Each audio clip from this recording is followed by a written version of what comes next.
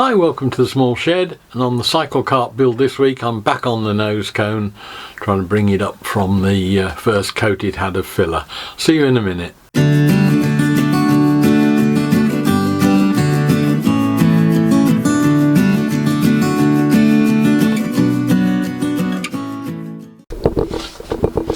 Right, let the fun begin. I've got a bit of 80 grit sandpaper, solid block.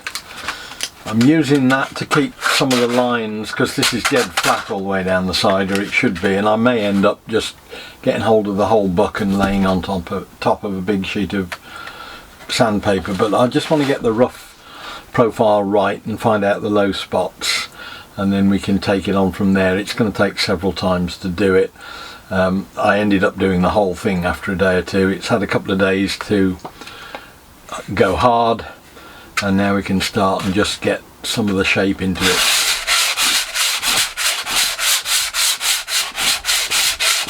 Take off the high spots.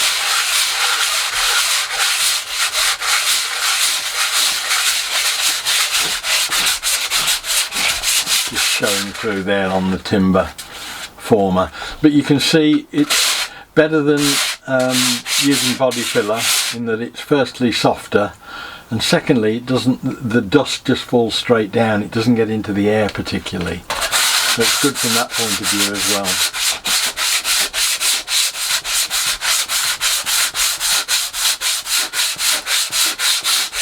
But having the block should just bridge all the high spots,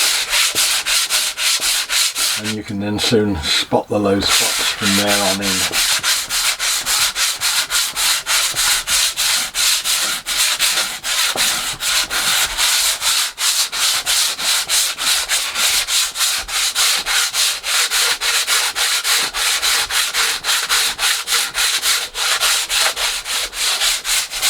Again, I've got a former there and a former there. There's still stuff to sand out there, so I know I'm low there. When we get a bit further on, I'll just give it a coat of very light mist of spare spray can, and again it'll show the low spots more easily.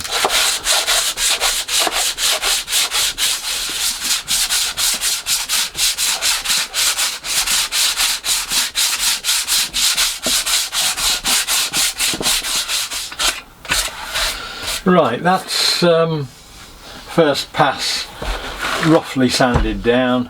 You can see it's not fully dry yet. You can see I'm starting to hit patches underneath where it's a bit soft still, so I'm leaving it at that. But you can see it's starting to get the shape. It just now you can see all the low spots. I'm going to come along with a second fill now. There's a patch here where the shell is so thin I can almost see the insulation through and there, so I'll hack those out and refill, because it's getting a little bit too thin a shell. But really we're starting to get somewhere, and we can start and put thin skims on where there are obvious hollows now, and it's a much easier thing to do to just find those little low spots than have to redo the whole thing, or have to do it in the first place. So I'm going to do another batch now and let that dry and leave it probably for a couple of days now, because as I say, you can see here we're still getting these patches where it isn't fully dry deep down inside.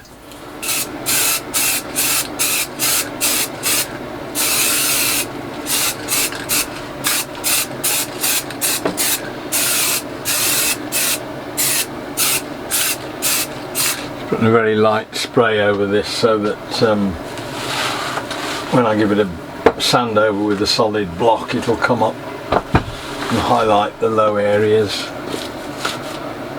for filling with more filler as we go. We're getting slowly there. It's the way of using up old paint and ourselves some sort of reference as to what is level and what isn't. It's not so bad with the sides because they're literally flat. When you get around this area, it starts to get a bit more you've got to take a bit more care to get it even. There's slightly more filler on that side than that at the moment, but we'll hopefully see when we get some sanding done on this.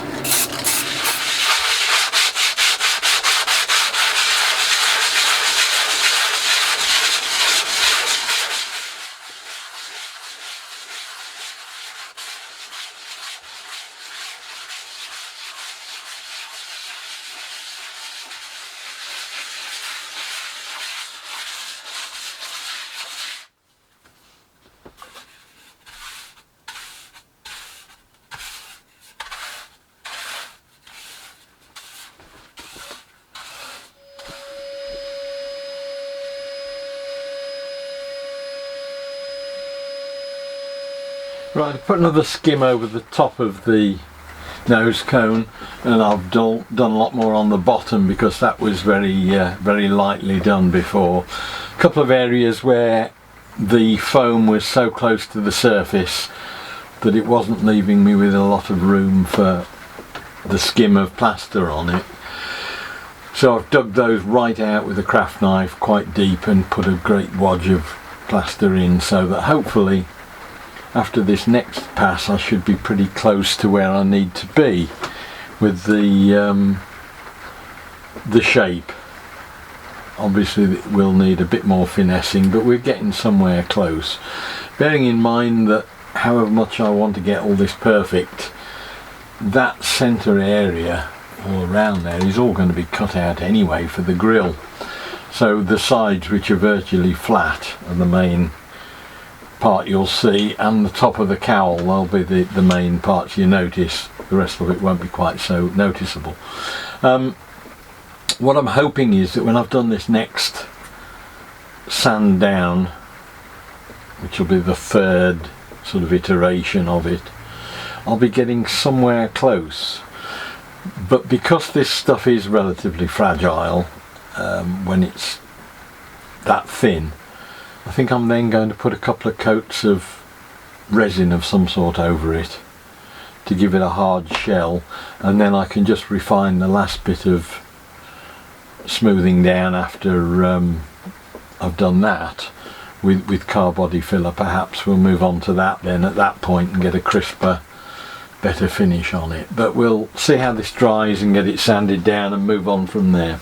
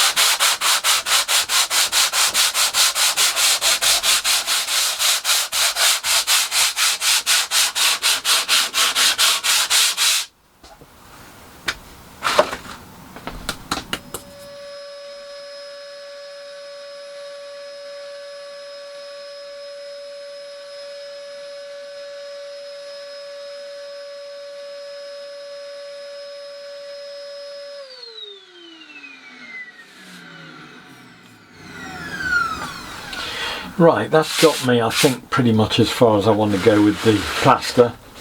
There's still one or two marks in there in the surface, but the basic shape is pretty much there. I'm pretty happy with that. But there's not much point in getting into the really fine detail like there, where there are slight depressions with this plaster.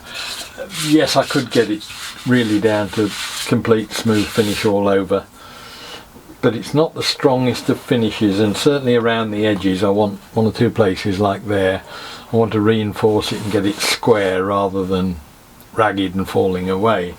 And the plaster is slightly less useful when you get into fine detail like that. So I shall at this point now move over onto body filler. I'm not going to do that straight onto the plaster because I'm not sure whether it will take very well onto a sort of a floury surface. I'll give it a seal with something first. But also it's not quite so easy to see where there are any problems when it's all white like that. I'm going to give it a coat of gel coat, glass fibre gel coat first. That should take up some of the slight pinholes here and there as well. Give that a very light sanding, and then at that point that should just give me all the little hollows, and we can get really right down to the nitty gritty and get the finished buck sorted. But I'm pretty much there now with that. It's about the right shape, I think. So I'm happy enough with that as the smooth base finish. But if I'd used body putty or filler for this whole thing, not only would I have used a huge amount of it, the sanding would have been much harder. It's certainly much easier when you're just using this stuff because it's very, very soft. But therein lies the problem later on down the line. Right, I'm in a position I think now where I want to get this coat of tooling gel onto the buck. So I've got the tooling gel, there's a hardener that goes with it, a catalyst. These things need weighing and measuring fairly precisely. So I've got the household scales. Very first thing I'm going to do before I even start is to cover them in cling film, because I know from my previous exploits with resins that it's very easy to ruin the kitchen scales and get yourself into big trouble with the domestic authorities. So that is now hopefully safe from green gel coat. Got some disposable brushes to brush it on with. It should be sort of self-leveling type of thing, but I'm into new territory here because my resin experience doesn't stretch to this sort of stuff. It's been model making so far. I need something to stir this up with to mix it, because mixing again is key to everything. So let me go and see if I can find something to mix with. I resorted to the ubiquitous coffee stirrers, although I think this stuff is fairly thick, so I've just taped 4 of them together. That should give me something reasonably solid. So I'm just going to weigh out about 100 grams or 200 grams. I don't know how much this will use, I don't know how thick it is, but it's better to have too little and mix more up later than too much.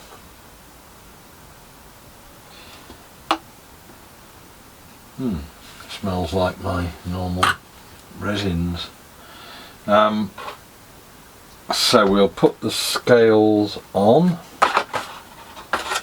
and zero them, and this stuff is mixed with catalyst at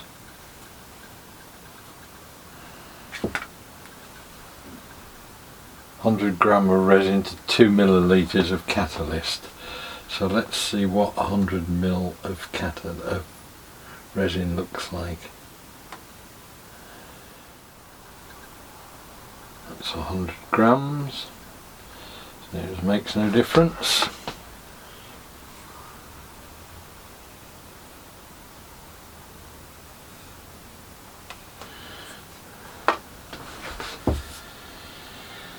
Clean that up and put the lid back on.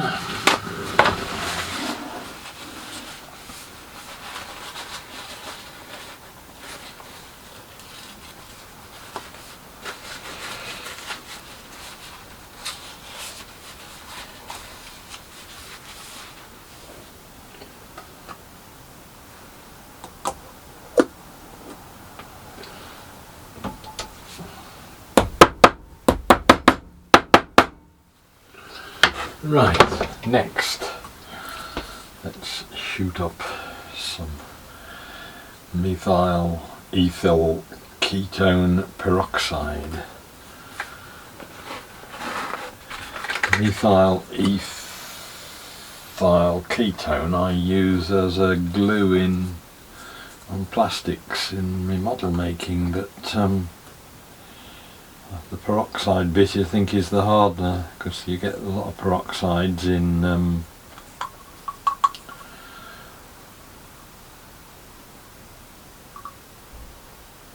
resin hardening. Let's just see if we can't get the air out of that.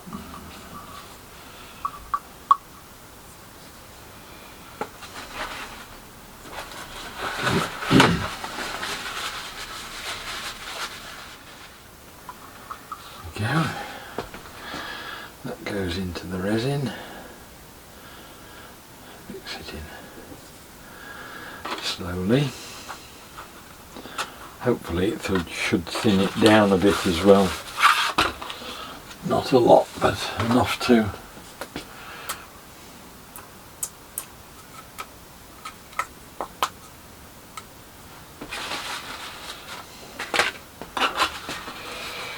away we go.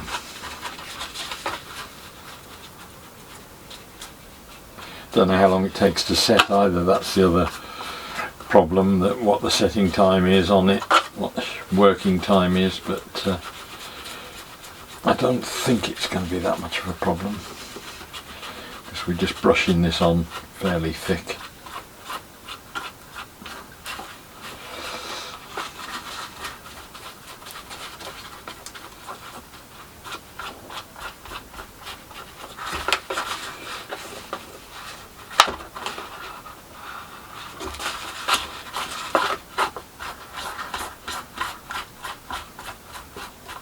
Good mix, and hope that we've got it right, because if not we get a gooey mess all over the book that I don't even know what the solvent is for this stuff. Once if it's anything like my model making resins, it's cellulose, but I don't know with this. Right, lid back on the hardener, brush, and let's see how it all goes, shall we?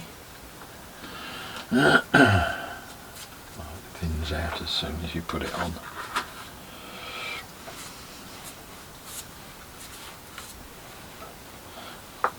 So all I'm hoping from this is just a hard shell, and maybe some of the depressions getting filled, but that's less important. The problem is around the edges, where it's very hard to get a crisp right angle sharp edge with this plaster. It's been great for getting the main shape into the nose, because you can sand nicely with it, but getting an actual sharp corner on anything is almost impossible. So I'm hoping that will be something we'll solve with this, because we can then move into body filler, and that is something again I've had more experience with and I'm happier with than for getting decent smooth finishes with wet and dry and things, whereas at the moment if you get wet and dry anywhere near this with water, it just goes almost like a pudding.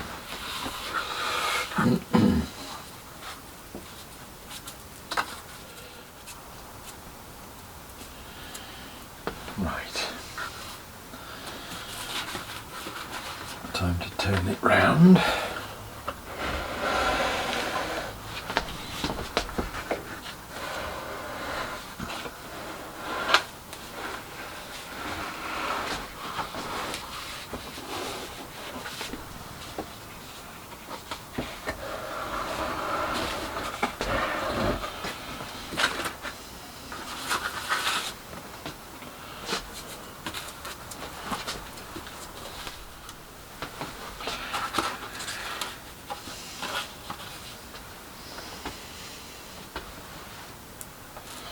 Now all we've got to do is open the doors, let the smell out, and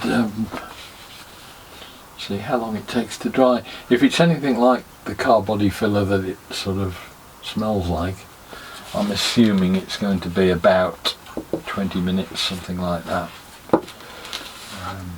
Obviously the brushes are disposable.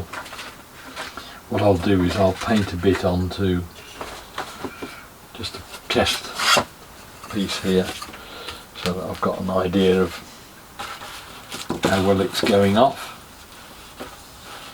And I'll go away and get some more milk cartons saved, because that seems to be a reasonably good idea for mixing in.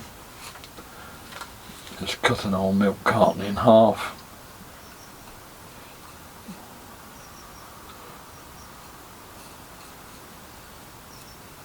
And there we go. Part one done. Right, that's it. I've left it 3 hours. It's still slightly tacky. You can still feel a tack on the surface, but it's dried off now, and that is now ready to actually start and fill any last little bits. It has taken up quite a lot of the depressions, and I suspect if I gave it another coat it would be even better. But there's a little bit of filling to do. There's just one area, particularly there where the former is just starting to show, that I just want to bring a little bit more filler into the top of that, just to round it over, because it's almost like a hard edge at the moment there. It's not so apparent on the other side, so it's very slightly out of kilter. It just wants a little bit of fairing in. That's really why I want to put the body filler on at this point then, and we can get the sharp edges, as I say, down the back and round here. But I'm quite pleased with that as a first venture into using the resins like that. We'll leave that to really properly go off, and I've got to go out and get some body filler now, so it's going to take a day or two before I get that done, and we can start and get some of the tiny little bits sorted, and then perhaps start and put a bit of paint on it just to see where any high spots are again. But that's turned out well. Happy with that. Right, well, that's got the nose cone covered in a tooling gel. It's given it a nice hard shell. Next stage will be to actually bring it up to a finished surface that I can mould off with a decent finish on it, and we'll probably do that with body filler and that in a week or two's time. Hope to see you then, and in the meantime I'll be doing something different next week, I expect. I'll see you then. Take care. Bye.